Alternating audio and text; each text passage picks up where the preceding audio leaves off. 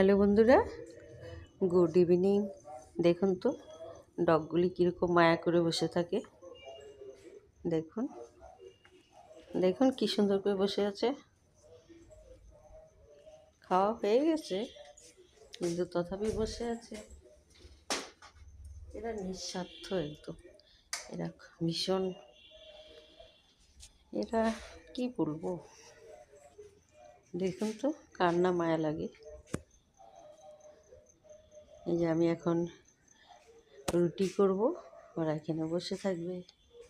এমনি হয়ে গেছে খাওয়া। এই যে একজন বসে আছে,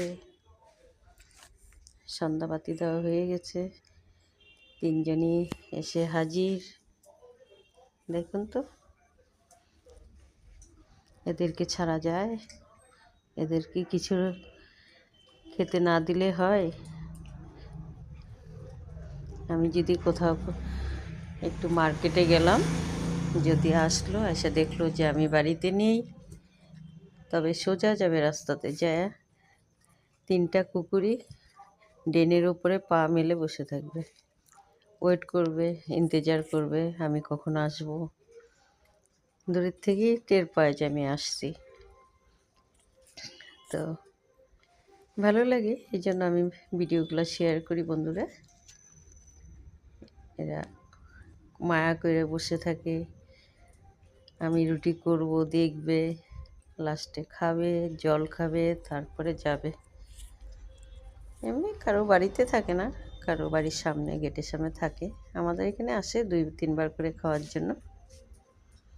তো বন্ধুরা, আমার সেবা আপনাদের যদি ভালো লাগে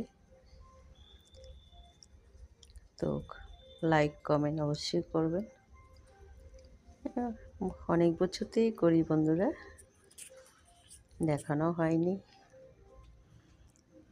তো দেখতে থাকুন আমার সেবা। আমার এটা রিয়েল বন্ধুরা, এটা কোনো রিল না, দীর্ঘদিনের সেবা এটা। তো রাধে রাধে। হ্যালো বন্ধুরা, গুড ইভিনিং। দেখুন তো ডগগুলি কীরকম মায়া করে বসে থাকে। দেখুন দেখুন কি সুন্দর করে বসে আছে। খাওয়া হয়ে গেছে কিন্তু তথাপি বসে আছে। এরা নিঃস্বার্থ একদম। এরা ভীষণ, এরা কি বলবো। দেখুন তো কার না মায়া লাগে। এই যে আমি এখন রুটি করব,